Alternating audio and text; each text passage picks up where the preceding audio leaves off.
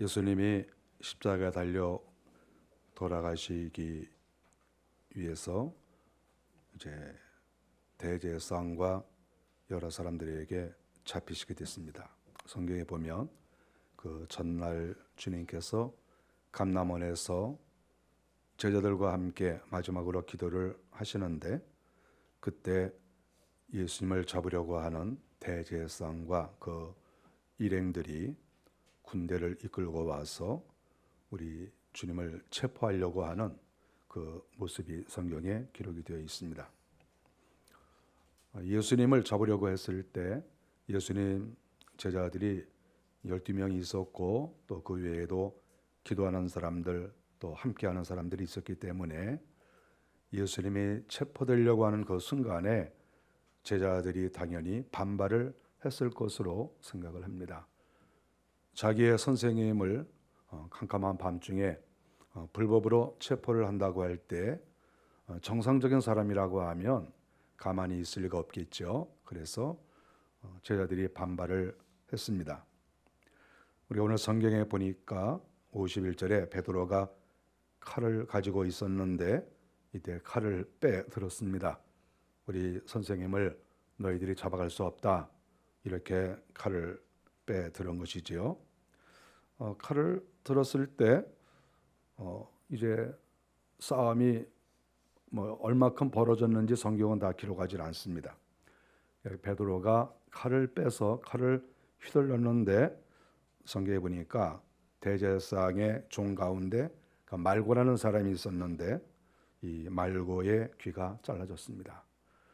여기에 대한 기록은 다른 성경에도 이렇게 다 기록이 되어 있어서 보면은 베드로가 말고의 귀를 이렇게 잘라낸 것을 여기서 보게 됩니다. 저는 이렇게 그 베드로의 행한 일을 볼 때 좀 섭섭한 마음이 좀 이렇게 있습니다. 우리 예수님을 지금까지 따라왔고 그에게 배웠고, 예수님께서 주는 그리스도시요 살아계신 하나님의 아들이십니다, 이렇게 고백을 했다고 하면 예수님이 얼마나 존귀한 분이십니까?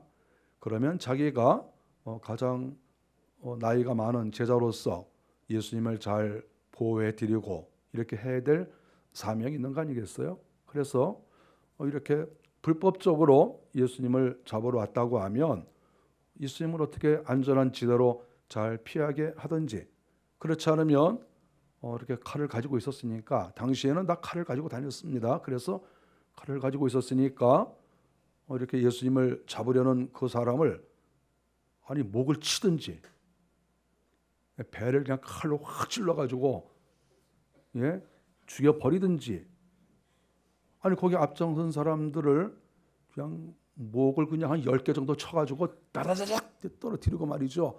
저는 이 본문을 보면서 굉장히 아쉬운 마음이 있습니다. 여러분 생각은 어떻습니까?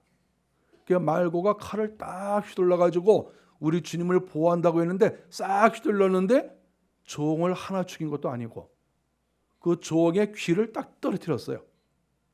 그래서 제가 상상을 많이 해봤습니다. 기도하면서 어저께도 오늘 아침에도 주님, 말고의 귀가 얼마큼 떨어졌습니까? 그리고 상상을 해보는데 제가 생각을 해보니까 이 칼을 딱 휘둘렀을 때 이 귀가 다 떨어지려면 칼이 여기 이렇게 내려와가지고 여기까지 딱 왔다가 딱 이렇게 지나가야 돼요.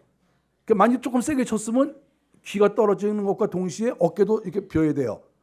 근데 성경에서는 말고의 귀가 떨어졌다 그래서 가만히 생각해 보니까 이 각도를 보니까 이거 절대 칼을 여기서 정확하게 쳐가지고 귀만 떨어질 리가 없어요. 그러니까 빗 맞은 거죠. 이렇게 휘둘러다 보니까 이제 슉 해가지고 말고 이렇게 하니까 살짝 요만큼 떨어져가지고 떨어진 걸로 전 이렇게 생각을 하는 거예요. 그럼 한번 휘둘렀다가 귀만 떨어졌으면 그 다음엔 배를 찔러야 될 거 아니에요. 근데 이렇게 했다가 귀만 살짝 떨어지고 나서 그 다음부터는 아무것도 없는 거예요. 물론 베드로가 어떻게 시도는 했겠지만 그때 그 종들이 실력이 없겠어요. 잡으러 온 사람들이. 그러니까 탁탁 막아가지고 베드로가 꼼짝도 못한 거죠. 이런 사람들을 제자라고 데리고 다니는 주님이 참 서글프고, 저는 단순하게 이 성경을 베드로가 말고의 귀를 떨어뜨렸다 하는 이 본문을 단순하게 보는 것이 아니라 이렇게 무능한 베드로가 있을 수 있을까? 무슨 이렇게 무능한 그런 제자가 있나? 이왕 남자가 칼을 휘둘렀으면 싸우고 죽이고 또 스승을 보호하고 해야 되는데 이 본문을 봤을 때 베드로가 행한 것은 아무것도 없다 하는 것입니다. 상대를 죽인 것도 아니고 주님이 체포되는데 그것을 막은 것도 아니고, 그리고 오늘 본문 맨 마지막에 보니까 제자들이 다 도망갔다. 칼 한번 휘두르고 그 종의 귀 조금 이렇게 잘라내고 그 다음엔 걸음아 날 살려라, 그리고 다 도망을 갔다. 이렇게 성경이 기록하고 있는 것을 볼 때 정말 예수님의 제자들의 수준이 형편없다, 이렇게 저는 생각을 합니다. 예수님께서 베드로가 이렇게 그 말구의 귀를 잘라내는 것을 보시고 53절에 말씀하셨는데, 너 이렇게 칼로 휘두르느냐 그러시면서 너는 내가 내 아버지께 구하여 지금 12군단 더 되는 천사를 보내시게 할 수 없는 줄로 아느냐. 그러니까 베드로가 칼을 휘두르지 않아도 만일에 주님께서 주님 자신을 보호하시거나 주님이 이 상황 속에서 살아나가시기를 원한다고 했으면 주님은 얼마든지 살아나갈 수가 있다. 너희들의 도움 필요 없다. 이것을 주님이 여기서 말씀을 하고 계십니다. 여기서 주님께서 12군단이 더 되는 천사를 보내시게 할 수 없을로 아느냐 이렇게 말씀하시는데, 여기서 군단은 로마의 그 군대 조직을 여기서 말하고 있는 거예요. 여기서 이 군단은 옛날 번역에는 영이라고 했는데 이것은 군단, 이 군단이 맞아요. 그러니까 로마 시대의 한 개 군단은 약 6천 명이 넘었습니다. 그러니까 주님의 말씀은 내가 만일에 지금 제사장의 군대들이 나를 잡으러 이렇게 왔는데 내가 만일에 이들을 물리치고 이들과 싸우고 내가 만일에 피하려고 한다고 하면 내가 세상의 군대는 모으지 못한다 할지라도 하늘나라의 천사들도 다 칼을 갖고 있지 않습니까? 그러니까 그 천사들을 내가 12군단을 내가 불러올 수 있다. 최소한도 8만 명, 10만 명의 천사들을 내가 한순간에 불러올 수 있다. 그것은 주님은 왕이시기 때문에 얼마든지 그렇게 하실 수가 있는 것이지요. 그래서 주님이 베드로를 책망을 하고 계시는 것이죠. 쓸데없이 설치고 쓸데없이 이렇게 소란을 피우는 베드로를 우리 주님께서 책망을 하시는 것입니다. 그러면 주님께서 왜 천사를 부르지 아니하시고 또 칼을 쓰는 베드로에게 주님이 책망을 하셨겠습니까? 56절에 보면 선지자의 글을 이루려 함이니라. 예수님께서 백성들의 죄를 위해서 고난을 받으시고 십자가에 달려 죽으시고 이 부활하시는 이 내용이 과거 선지자들이 다 예언을 한 거예요. 주님께서 이 땅에 오셔서, 하나님께서 이 땅에 오셔서 백성들의 죄를 위하여 주님이 돌아가시는, 백성들을 자기 양떼로 늘 돌보시고 살피시다가 고난을 당하시다가 죽으시는, 이것이 이미 다 예언이 되어 있다. 그리고 그 예언에 따라서 내가 죽는 것이다. 이 말은 무엇입니까? 선지자의 글이라고 하는 것은 하나님의 뜻 아니겠습니까? 하나님의 뜻대로 지금 내가 잡혀서 그리고 내가 또 결국은 십자가에 달려 죽을 것이다. 그러므로 네가 칼질을 하는 것은 이것은 옳지 않다. 칼을 제대로 쓰는 것도 아니지만 칼을 이렇게 쓸 필요가 없다. 괜히 소란 떨지 말라. 이렇게 주님께서 흥분해 있는, 그리고 칼을 휘두르고 있는 베드로를 진정시키시는 그 내용을 여기서 보고 있습니다. 저는 베드로가 행하는 이런 일을 볼 때마다 늘 베드로는 인생을 살면서 세상을 어지럽히고 공동체를 어지럽히고 사람들의 마음을 어지럽히고 소란만 떠는 사람이 아닌가, 이런 생각을 저는 많이 합니다. 성경 마태복음 14장 28절에 보면 예수님의 제자들이 갈릴리 바다에 있었습니다. 배를 타고 있었죠. 근데 주님께서는 기도를 하고 계셨습니다. 제자들이 배를 타고 있다가 풍랑을 만나서 좀 고생을 좀 했습니다. 그랬더니 주님께서 산에서 기도하고 계시다가 갈릴리 바다로 제자들 곁으로 오셨습니다. 주님께서 바다에 딱 걸어서 오시니까 제자들이 유령이다 그러면서 놀라지 않았습니까? 어떻게 사람이 물 위를 걸어올 수 있을까? 이런 생각을 다 이렇게 한 것이지요. 그랬을 때 주님께서 나다, 너희들 두려워하지 말라 이렇게 말씀하시니까 그때 또 베드로가 툭 튀어나옵니다. 베드로가 뭐라고 그럽니까? 이렇게 저도 뭐 배 이렇게 타봤는데 옛날 배가 뭐 컸겠어요? 저도 갈릴리 바다에서 배 타봤는데 지금 배야 크지만 옛날에 뭐 배가 뭐 컸겠습니까? 조그만 거죠. 뭐 흔들흔들하는 거죠. 흔들흔들하고 있으면 저 가만히 좀 있지. 또 주님이 이렇게 걸어오시니까 주님 저를 좀 걸어오라고 좀 한번 해주세요. 또 이렇게 얘기를 하는 거예요. 이렇게 사람이 푼수야 푼수 완전히. 예?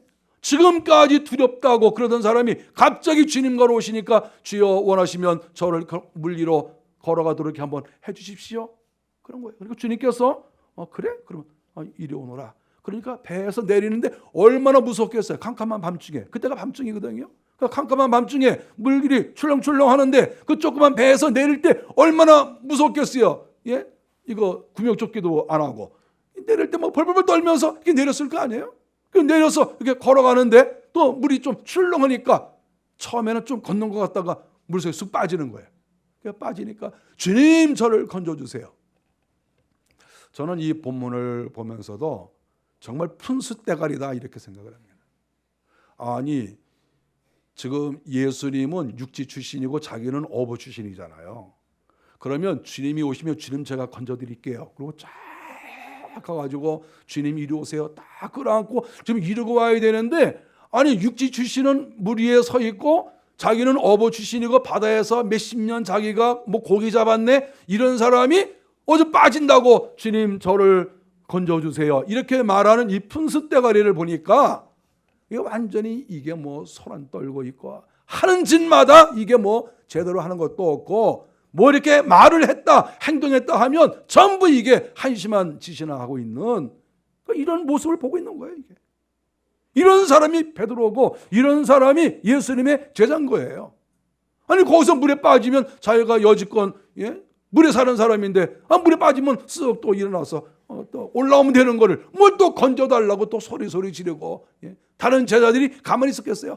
아니 내려가지 마세요. 형님 왜 또 내려갑니까? 그러니까 괜찮아 내려갈래. 그러다가 푹 빠져가지고 그러니까 또 올라오세요. 또 건져주고 그러니까 완전히 이게 그냥 이게 이상한 거예요. 그 제자들이 그 안 건져줬겠어요. 이렇게 손 잡으시라고 해서 막 또 건져 올라오고 저는 이 베드로에 대한 것을 생각할 때마다 이런 사람이 다 있나. 움직이면 소리가 나고 움직이면 문제를 일으키고 움직이면 다른 사람에게 걱정거리가 되는 이런 사람이라는 거죠. 마태복음 16장 16절에서도 역시 마찬가지입니다. 시몬 베드로가 주는 그리스도시요 살아계신 하나님의 아들입니다. 이렇게 고백을 했습니다. 놀라운 고백을 했죠. 여기까지 좋았습니다. 1절만 하면 좋은데 2절이 또 이제 문제가 됐습니다. 그러니까 주님께서 네가 정말 훌륭하다. 이렇게 하나님께서 너에게 이런 귀한 믿음을 주셨구나. 그래 칭찬을 하니까 칭찬한 다음에 주님이 너무 기쁘셔가지고 비밀 얘기를 하나 하신 거예요. 이제 내가 제사장들에게 잡혀서 내가 이제 갈 것이다. 그럼 내가 죽지만 사흘 만에 부활할 것이다. 이렇게 이제 비밀 얘기를 했어요. 왜냐면 믿음이 좋으니까. 그런데 또 금방 또 하는 말이 예수를 붙들고 항변하여 이르되 주여 그리 마옵소서. 제가 이 상황을 딱 생각해 보니까 예수를 붙들고 항변하여 이르되 주여 그리 마옵소서. 근데 제가 이 상황을 보니까 앞에서 붙잡은 거예요. 앞에서. 그러니까 주님하고 대화하다가 주님이 내가 이제 고난을 받고 십자가에 달려 죽었다가 내가 사흘 만에 살아날 것이다. 그러니까 아니 제자가 예수님을 붙잡고 이거 아니 선생님의 몸에 손을 함부로 대면 되겠어요? 여러분 손 함부로 대면 안 되는 거예요. 이렇게 악수도 하지 마세요. 악수도 되는 대로 남의 손 잡지 마세요. 함부로. 괜히 여자 남자들 서로 손 만지고 싶으니까 악수하세요. 이러고 악수하고 말이야. 악수하지 마. 친하지도 않으면서 막 악수하고 여자 남자 악수하면서 무슨 굉장히 교양이나 있는 것처럼 막 이러고. 근데 지금 여기서 베드로가 말이죠, 이 예수님을 그냥 앞에서 그냥 붙잡고 확 끌어안는 거예요. 이게 확 끌어안고 안 됩니다. 막 그래. 굉장히 무슨 예수님을 사랑하고 믿음이 좋은 것처럼 이렇게 행동을 했습니다. 여기서 보니까 예수를 붙들고 항변하여 그랬어요. 항변하여. 아니 제자가 예수님이 말씀하시면, 스승이 말씀하시면 그렇습니까? 그리고 이렇게 조용히 듣는 자세가 있어야 되는데 항변하여. 아니 자기가 지금 항변할 주제입니까? 자기가 어디서 항변을 합니까? 항변하기는 안 됩니다. 막 그러는 거죠. 어디서 안 된다고 그러니까 어디서 안 된다고 주님이 말씀하시는데, 이게 완전히 이게 예수님의 최측근이라는 사람이 가장 문제가 되는 거예요. 이게 항변하여. 어디서 항변을 하긴. 항변하여 이르되 주여 그리 마옵소서. 아니 스승이 하신다는데 자기가 왜 하지 말라고 그래요? 스승이 하신다는데. 이거 완전히 이게 정신 나간 거예요. 아니 자기가 지금 금방 뭐라고 했습니까? 주는 그리스도시요 살아계신 하나님의 아들인 줄로 믿습니다. 지금 몇 분도 안 지났잖아요. 지금 5분도 안 지났어요. 이 말은 지금. 근데 5분 전에 주는 그리스도시요 살아계신 하나님의 아들로 믿습니다. 그리고 안 됩니다. 내 말대로 하세요. 이렇게 한 거 아니에요? 지금 그리스도에게, 하나님에게 인간이 나를 따라오세요 이렇게 말한 거하고 똑같습니다.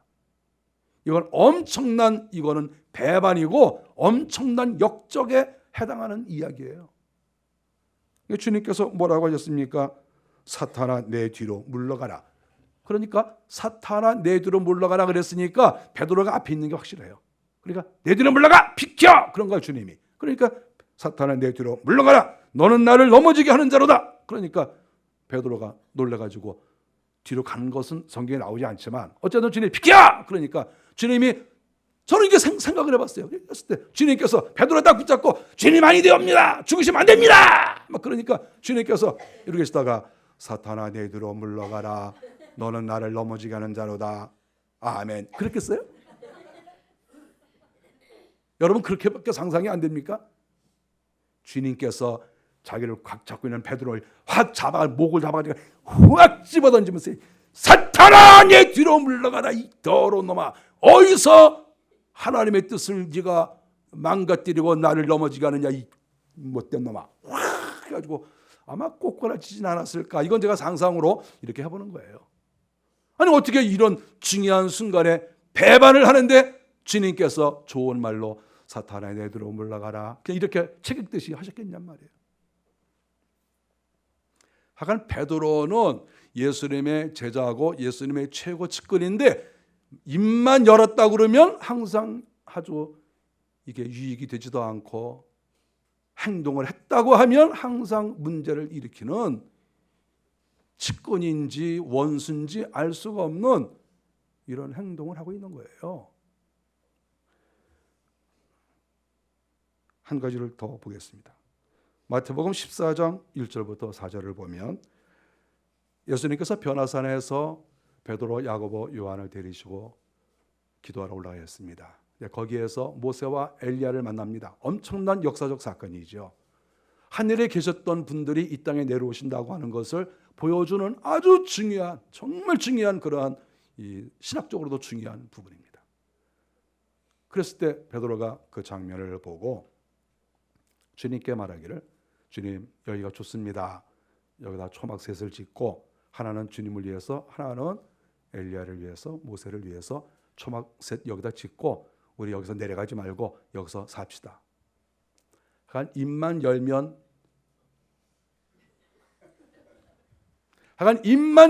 하여간 이상한 소리만 하는 거예요. 주님의 뜻하고는 거리가 멀고 정말 정신이 나갔는지 어떻게 수지자라는 사람이 예수님의 최고의 측근이 입만 열면 이런 소리만 하니, 입만 열면. 아니 주님께서 이제 십자가 달려 돌아가실 것을 하늘에서는 이제 기획을 하셨으니까 그때 당시 모세와 엘리야가 나타난 것은 정말 부활의 체험만 있는 사람이 온 거예요. 그러니까 엘리야는 죽지 아니하고 하늘나라에 올라갔거든요. 이렇게 예수님이 십자가 달려 돌아가시기 전에 올 수 있는 사람이 누구겠어요? 예수님과 깊은 관계가 있어야 돼요. 모세도 우리가 모세의 시체를 찾지 못했다 그랬어요. 그러니까 모세도 그가 하늘나라에 정말 올라갔다고 상대히 보고 있습니다. 여기서 엘리야도 그랬잖아요. 죽지 아니하고 승천하지 않았습니까? 지금 예수님, 모세, 엘리야는 딱 그 그룹이에요. 그래서 두 분이 오신 거거든요. 이거 엄청난 역사적 사건입니다. 그런데 그런 체험을 했다 할지라도 예수님은 십자가 달려 죽으시기 위해서 내려가셔야 돼요. 주님은 이 땅에 내려가셔야 되고 고난을 받으셔야 되고 다 하셔야 되는데 내려가지 말고 초막새 짓고 여기서 삽시다 하는 것은 하나님의 계획을 자기가 어그러뜨리는, 하나님의 계획이 뭐고 자기의 생각으로 주님에게 이래라 저래라 하는, 정말 저는 이 본문을 볼 때마다 어떻게 인간이 이렇게 미련할 수 있을까? 하나님의 뜻이 뭐 없으면 몰라요. 하나님의 뜻이 분명히 이렇게 있는데 인간이 제대로 기도도 해보지 아니하고 그것도 예수님께, 그리스도에게 이럽시다 저럽시다 이럽시다 저럽시다 이렇게 말하는 자체가 얼마나 한심하고, 이런 사람이 무슨 하나님 나라의 일꾼이냐, 이런 생각을 하게 됩니다. 그래서 저는 베드로를 보고 이 성경을 볼 때마다 베드로는 항상 소란만 피우는 사람이다. 열매는 하나도 없고. 우리가 오늘 본문에서도 말씀했지요. 그리고 지금 제가 예를 세 가지를 들었는데 베드로는 말은 많이 하고 행동도 많이 하고 뭔가 요란하고, 그래서 12 제자와 비교했을 때 정말 베드로가 차지하는 비중이 너무나 많고 성경에도 베드로에 대해서 그렇게 얘기를 많이 했는데 가만히 열매를 보면 열매는 아무것도 없는 거예요. 요란하기만 했지, 소란하기만 했지, 뭔가 움직이는 것 같고 행동하는 것 같고 말은 많고, 그런데 열매는 아무것도 없고, 그리고 하나님의 뜻을 실천하는 것도 아무것도 없고, 오히려 하나님의 뜻과 정반대가 되는 말과 행동만 늘어놓고 있다. 이것이 훌륭하다는 그 베드로가 예수님 앞에서 행한 일이다. 그것을 이 본문이 보여주고 있습니다. 베드로를 보면 이 베드로에게는 정말 소란하게 하는 그런 그 영들이 많이 역사하지 않았나 이렇게 생각합니다. 소란하게 하고요. 저는 해외여행을 가끔 이렇게 다니면서 항상 갈 때마다 느끼는 것은 뭐냐 하면 참 어느 나라 사람은 정말 시끄럽다, 그런 생각을 제가 많이 합니다. 우리하고 가까운 나라예요. 근데 제가 또 그 나라를 또 지금 또 가야 될 일이 있어가지고 지금 내가 어느 나라라고 말을 못하겠어요 지금. 그런데 하여간 그 나라 사람들은 왜 이렇게 시끄러운지 몰라. 모였다 그러면 시끄럽고 호텔에서도 막 떠들고 그냥 호텔 문 열어놓고 막 뛰어다니고 시끄럽고 하여간 소란해. 예의가 없는 거죠. 예의가. 무슨 뭐 실력이 있어서 소란하고 뭐 그러는 게 아니라 예의가 없는 게 몰상식하니까 그렇게 떠들고 소리 지르고, 한 사람이 10사람을 당할 수 있는 그러한 능력 있는 말을 막 하고 다니니까 뭐 어떻게 뭐 할 수가 없어요. 우리나라 사람은 이제 1등은 못해도 몇 등 정도는 하는 것 같습니다. 제가 이렇게 보면. 그래도 떠드는 거 보면 첫째로는 그 나라 사람이고 두 번째로는 이제 우리 편들이 이제 그렇게 하는 거죠. 보면 이제 그다음 시끄럽고 떠들고 사람 있는데 뭐 식당 가서도 뭐 여보 그냥 조그맣게 여보 그런다든지 이렇게 손짓 이렇게 하지 마. 여보 이리 오세요. 여기 자리 났어요. 한국말이면 여기저기서 막 들리면 막 뭐 너무 창피해가지고 어떻게 할 수가 없어요. 그렇다고 뭐 다른 사람이 못 드시겠어요. 그러면 일본 말도 모르는데 뭐 일본 사람이 척할 수도 없고 뭐 너무 힘들어요. 떠들고 뭐 시끄럽고 요란하고 굉장하게 뭐 저는 우리나라에도 이렇게 시끄러운 곳이 많이 있는 것을 봅니다. 국회도 시끄럽고 광화문도 시끄럽고 저는 광화문 광장에 이렇게 가끔 1년에 한두 번 정도 지나갑니다. 광화문 앞에 지나가면 무슨 텐트가 그렇게 많이 쳐져 있는지 3년, 4년, 5년씩 되는 텐트도 있고 시청 앞에도 텐트가 쳐져 있고 그래서 제가 맨 처음에는 지금 왜 쳐져 있나 이렇게 봤는데 뭐 이렇게 써 있는 거 보니까 좀 그게 내가 생각했던 그런 게 아니에요. 어디 가나 이렇게 소리가 나고 어디 가나 시끄럽고 참 이런 것을 보면 다 유익도 없고 하나님의 나라나 또 민족을 위해서나 별로 도움이 되지 않는데 그런 시끄러운 곳이 이 대한민국에 너무 많이 있다. 집안도 시끄럽고 그렇게 소리가 많고 교회도 소리가 많고 교회마다도 무슨 소리가 계속 들리고 뭐가 그렇게 시끄러운지 시끄럽게 하나도 무슨 도움이 되는 것도 없고 유익도 없고 뭐 잘해보자는 것도 아니고 전부 시끄러워서 문제를 일으키는 어디 가나 너무 시끄러워가지고 정말 뭐 세상이 이렇게 시끄러운가 그런 생각을 많이 합니다. 열매가 없이 시끄럽기 때문에 그것은 소음에 불과한 거예요. 소음이야 소음. 뭐 자기들은 정의롭다고 하고 자기들은 뭐 이게 옳다고 하지만 다 들어보면 소음이 너무나 많이 있다. 그것을 알 수 있습니다. 소음을 일으키는 사람들이 많이 있어요. 집에서, 교회에서, 또 국회에서 어디 가든지 쓸데없이 도움도 되지 않게 소리를 지르는 사람들이 있죠. 그런 사람들 가운데에는 또 자기 자신이 튀고 싶어서 그런 사람도 있죠. 교양이 없어서 그런 사람도 있고 또 자기 자신이 사람들 앞에서 좀 드러내고 싶어서 자꾸 이렇게 말을 많이 하는 사람이 있어요. 저도 이렇게 신학교 동창들 가끔 이렇게 만나면 말을 제일 많이 하는 사람 이렇게 보면 부족한 게 많아요. 정말 몇천 명씩 이렇게 담임 목사로 몇천 명 되는 교회에 담임 목사로 정말 건실하게 누가 봐도 존경스럽고 저도 존경하는 분들이 많아요. 정말 동창이지만 정말 훌륭하다. 정말 목회 착실히 한다. 이렇게 생각하시는 분들이 많거든요. 근데 그런 분들은 이렇게 동창회들 모였을 때도 말 안 해요. 허허허 웃고 그렇습니까? 그리고 재밌네요. 그리고 바깥숨 제가 낼게요. 이렇게 한단 말이죠. 그런데 꼭 이상한 사람들이 꼭 계속 말을 해가지고 다른 사람 말도 못하게 하고 누가 조금 이렇게 말하면 또 금방 가로채가지고 자기 혼자 말하고 나중엔 설교 듣다 와. 근데 별로 뭐 설교 들을 내용도 없고 그러니까 이거 뭐 동창회 못 들어왔나 이런 생각도 들어요. 몇몇 사람이 다 뭐 훌륭하시고 그렇게 훌륭하시니까 근데 보면 뭐 훌륭한 것도 없어요. 말만 많고 소란스러운데 열매는 별로 없나.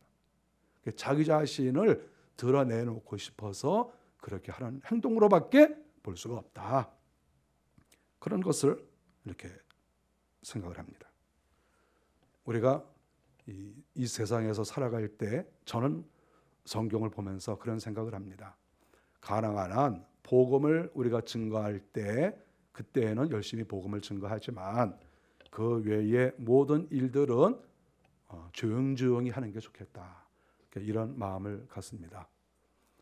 부엌에서 일하실 때에도 저도 가끔 이렇게 식당에서 이렇게 있는데 그 부엌에서 그냥 우장창창 소리가 날 때가 있어요. 그럼 제가 막 가슴이 덜컹덜컹해요.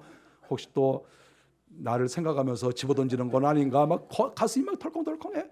근데 이렇게 이렇게 꽝땅땅 하시는 분 이렇게 제가 그동안 통계를 봤어요. 통계.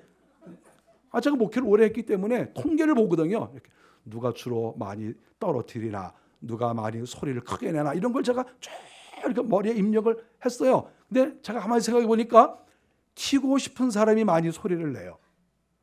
그러니까 이렇게 얌전하고 자기가 별로 뭐 튀고 싶지 않다 그런 사람은 천천히 이렇게 해서 이렇게 해요. 그 사람은 떨어뜨리는 걸 별로 못 봐. 1년에 한두 번도 안 돼요. 근데 자기 자신을 드러내고 싶은 사람, 그런 사람은 일부러 떨어뜨리는 것 같아요. 브라다다다 하면서 딱 떨어뜨려가지고 사람들이 다 쳐다보게 만들고 그러면 죄송해요. 그런데 은근히 내가 주인공이다. 나를 보세요. 뭐 그러는 것 같아요. 부엌에서 일하시는 분 그런 마음 없어요? 아니면 하여간 우장창하면 항상 그 사람이야. 그래서 사람들이 쳐다보면 그 쳐다볼 때 만족을 느끼는 거예요. 내가 사람들한테 관심도 못 받는데 이런 기회에 한번 관심 한번 받고 사람들이 날 봐주는구나, 이렇게 생각하는 거예요. 여러분들, 우리가 아이들 키울 때 아이들 우는 거 왜 운다고 그럽니까? 심리학에서 그 아이들이 이렇게 울 때 말이죠, 부모가 와서 이거 왜 그러냐 자꾸 그러잖아요. 계속 울어요. 울고 또 이제 심심하면 울고, 엄마가 안 쳐다보고 엄마가 TV 보고 있으면, 연속극 보고 있으면 딱 보고 있다가 그러면 왜 그러냐 그러면 이제 그래서 자꾸 우는 거예요. 자기를 보라고. 그래서 아기가 우는 거지 왜 울겠어요? 이거 심리학에서 나오지 않습니까? 저는 결론이 뭐냐면, 이 베드로의 모습을 가만히 이렇게 볼 때 이 사람의 그 마음은 상처가 많은 것 같아요. 열등감도 많고, 상처가 많아요. 상처가, 열등감이 많고, 열등감이 많으면 튀고 싶어하는 거예요. 사람들이 자기를 소외시키고 쳐다보지 않을까 봐 자기 자신을 자꾸 이렇게 드러내고 싶어가지고, 행동이 별로 좀 나서지 않을 때 나서고, 괜히 또 목소리 높이고 뭐 이래라 저래라 하고, 그것은 결국은 교양이 없어서도 그렇고, 하나님의 뜻을 몰라서도 그렇고, 한편으로는 열등감 때문에 그런 경우가 많이 있다. 이것을 이 본문이 가르쳐주고 있습니다. 저와 여러분들은 우리가 함께 주의 나라를 위해서 일합니다. 가정에서는 가정을 섬겨나가고, 교회에서는 또 주님께서 원하시는 교회로 섬겨나가고, 직장에서도 우리가 거하는 장소가 많습니다. 우리가 어디에 있든지 우리가 우리의 목소리를 그렇게 쉽게 내서는 안 됩니다. 함부로 말하지 말고, 항상 주님의 뜻이 무엇인지를 먼저 생각해 보고, 칼을 휘두른다고 잘하는 게 아니고, 목소리를 높인다고 잘하는 게 아니고, 주님에게 이렇게 하세요 저렇게 하세요 그렇게 한다고 잘하는 게 아니라, 과연 주님께서 어떤 것을 원하시는가, 정말 주님이 이것을 원하시는가 저것을 원하시는가, 늘 기도하고 주님 앞에 겸손한 이러한 자세로 살아간다고 하면, 우리가 머물러 있는 그 장소에는 어떤 소리가 나지 않고 조용하지 않겠어요? 예배를 드릴 때에도 물건을 떨어뜨리시는 분들이 가끔 있어요. 예배 드릴 때 여러분 물건 떨어뜨리지 마세요. 예배 하나님께 드리는 예배죠. 연필도 떨어뜨리지 마시고, 자꾸 연필 떨어뜨리고 책 떨어뜨리고 성경책 딱 떨어뜨리고, 그리고 내가 쳐다보면 항상 그 몇 사람이야, 몇 사람. 1년에 성경책 몇 번 떨어지고 볼펜 떨어뜨리는 보면 항상 그 사람이 다 입력이 돼 있어. 몇 월 며칠 날 누가 볼펜 떨어뜨리고, 몇 월 며칠 날 누가 책 떨어뜨리고, 다 이렇게 있는데 꼭 그런 사람들이 떨어뜨리는 거예요. 그것은 제가 생각할 때는, 목사님 저를 좀 봐주세요. 하도 제가 안 보니까 저를 좀 봐주세요. 그때 제가 보거든요. 그러면 목사님이 나 본다. 그래가지고 너무 흐뭇해하고, 제가 그렇게 안 해도 볼 테니까 떨어뜨리지 마시고, 예배 시간에 오직 하나님만 생각하고 다 경건하게 예배를 드리고, 집에서도 조용하고 꼭 할 말만 하고 기분 좋은 말만 하고, 또 직장에서도 그렇게 하고, 어디에 있든지 다른 사람에게 피해 주지 말고, 목소리는 높은데 들어보니까 별것도 없는 이런 것이 가정이든 교회든 나라든 이런 것들이 너무나 많다는 것이죠. 베드로의 이러한 모습이 전 우리의 생활 전체에 나타나고 있다. 이것을 생각하시면서 열매 없는 행동은 하지 말라. 교양 없이 살지 말고, 튀려고 하지 말고, 항상 주님 앞에서 겸손하게 살아가자. 교회에서도 목사님이나 다른 분들한테 얘기할 때도 조심조심하고, 그냥 생각 없이 이렇게 합시다 저렇게 합시다 하지 말고, 늘 두렵고 떨림으로 우리가 살아간다고 하면 하나님께서 우리를 기뻐하시고, 우리가 이 땅을 살아갈 때도 사람들에게 존경을 받지 않겠습니까? 그런 삶이 되는 우리 모두가 되시기를 바랍니다. 기도하겠습니다.